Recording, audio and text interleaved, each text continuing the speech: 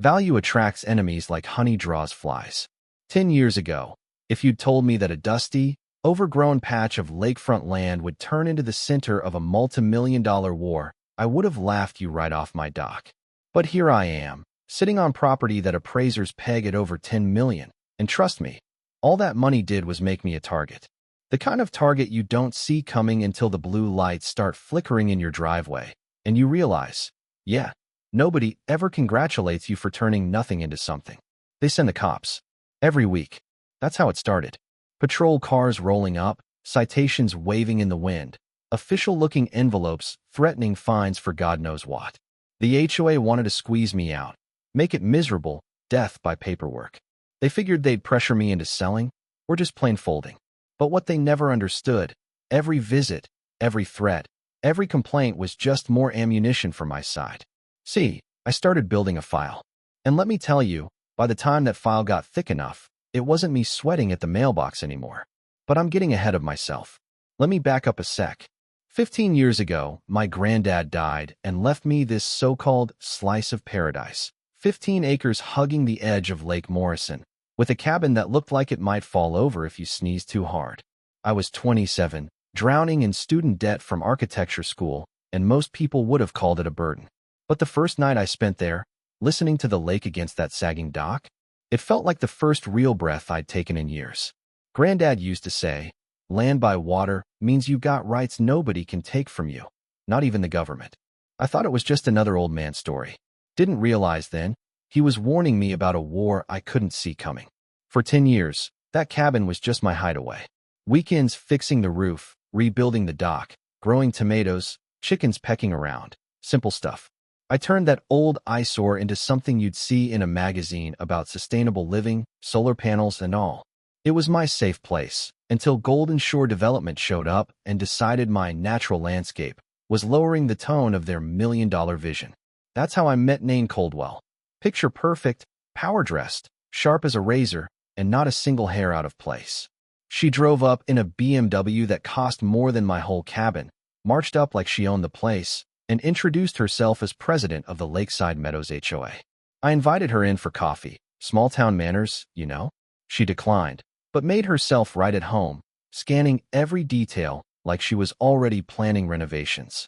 You've done some interesting work here, she said, like interesting was code for eyesore. Then she slid a folder across the table, $2.5 million offer, which, if you know anything about waterfront land, you know that's a lowball insult. When I politely declined, the room temperature dropped about 20 degrees. She gave me a business card, wrote on the back, "This offer is time-sensitive. Hope you won't regret it." That's not an offer. That's a threat.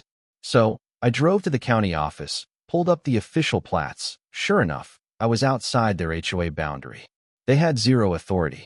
But a week later, the harassment campaign kicked off. Official letters, inspections, private security compliance checks. 7 days notice for some bogus inspection, threats of significant penalties. That's how they play. At first, it rattled me. Then I realized they were just building my case for me. On inspection day, they came in like a SWAT team.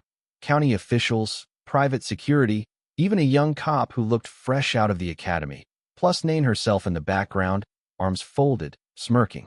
The whole thing felt staged. Officer Walsh, clipboard in hand, cited me for everything. Chicken coop setback, garden runoff, unpermitted solar panels, even dock safety. By the end, I had $8,000 in fines taped to my gate. Security guards taking photos, measuring everything, muttering about Phase 1 complete. Yeah, it was coordinated. That's when I started fighting back. Bought a dozen high-def security cameras, documented every inch of my land, every visit.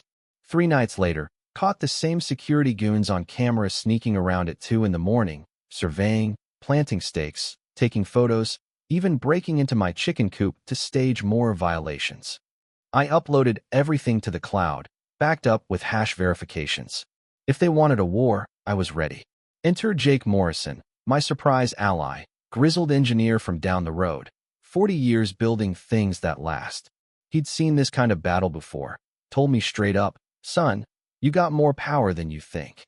Pulled out documents, property records, even internal emails from Golden Shore. Turns out, Nain's husband was the CFO of Golden Shore. The whole HOA campaign was a front, conflict of interest, illegal as hell.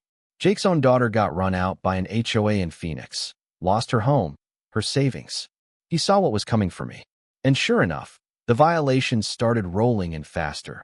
Grass an inch too high, my old truck improperly parked. Even my granddad's carved Family Estate 22 sign was suddenly an unauthorized sign. All photographed, all orchestrated to make me look like a problem neighbor. But my cameras caught them trespassing, staging photos, over and over. That's when I got serious. Litigation hold notices, formal demands to preserve all documents. By month 2, the alleged fines were up to 47 grand. I started digging through old deeds. Buried in 1952 paperwork, I found the golden ticket, riparian rights. Not only did I own the land, I had legal control over a chunk of the lake and, get this, the main water line for the whole HOA ran right through my property. Without my easement, their entire development was dead in the water. The more I learned, the clearer it became. Golden Shore built everything on the assumption they could bully me out. But knowledge is only power if you know how to use it. They tried to crank up the pressure. Now they brought lawyers, threats of lawsuits for interfering with essential services. Accused me of being a public nuisance, said I was hurting property values, even labeled me anti-government. The cops didn't even buy it. Officer Bradley, bless him, quietly told me, "Document everything. This isn't normal." So I did. Litigation holds delivered, every email, every text, preserved under federal law. Name blew a gasket. Showed up, demanded I back off.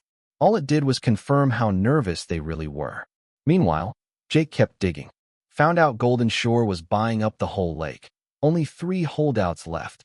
My land was the linchpin for a billion-dollar resort and casino plan. The scale of it hit me hard. My little retreat was now worth more than anyone ever guessed. Then, the bombshell. A FedEx envelope. Leaked contract between Nain and Golden Shore. $12 million if she forced me to sell under $6 million in 6 months. Extortion, fraud, racketeering.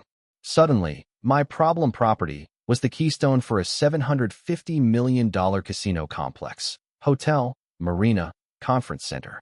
Without my land and water access, the whole plan collapsed. I realized, for the first time, the full weight of what I was up against, and just how far these people would go. That night, sitting on the dock, I almost gave up. But Jake found me the next morning, coffee in hand, and said, "Sometimes the biggest enemies make the biggest mistakes." He was right. They'd gotten greedy, careless. I spent a week building a nuclear option file. Every trespass, every staged violation, the contract, the water rights, everything. Then came the community meeting, Nain's last-ditch attempt to smear me in front of the whole neighborhood. 60 homeowners in the room, slideshow of my violations, speeches about protecting property values. She thought she was winning, until I walked up front, briefcase in hand. Showed them the deed, the water rights, the survey maps. Then dropped the contract, proof their HOA president was getting paid millions to drive me off my land.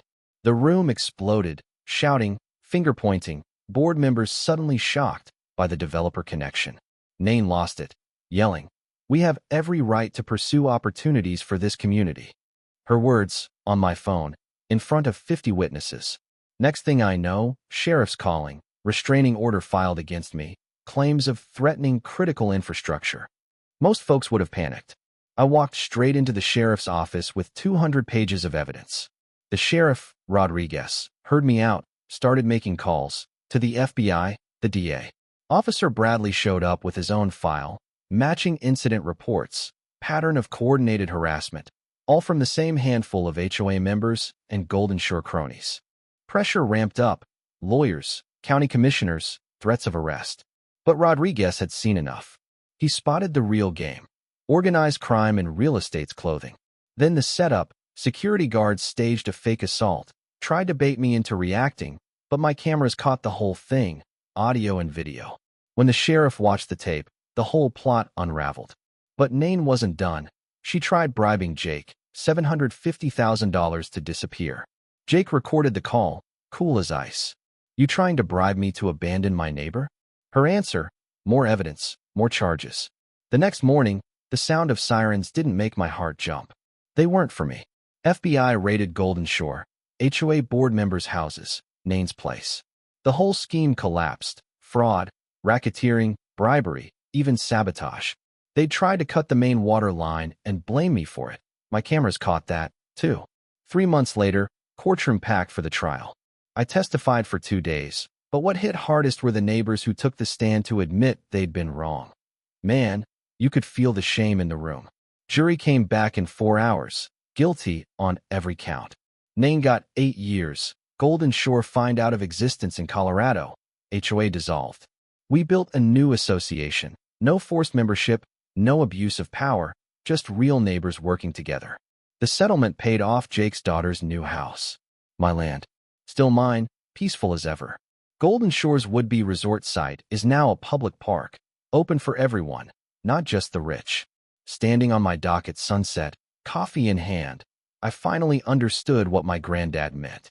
Your rights only matter if you stand up for them. Don't let the bullies win. Document everything, know your rights, and never underestimate what one stubborn, well-prepared person can do. You think this was justice? Or just luck and timing? Hit like, drop your thoughts below. Tell me, have you ever stood your ground and won? Or do you still think it's better to give in? Let's hear it.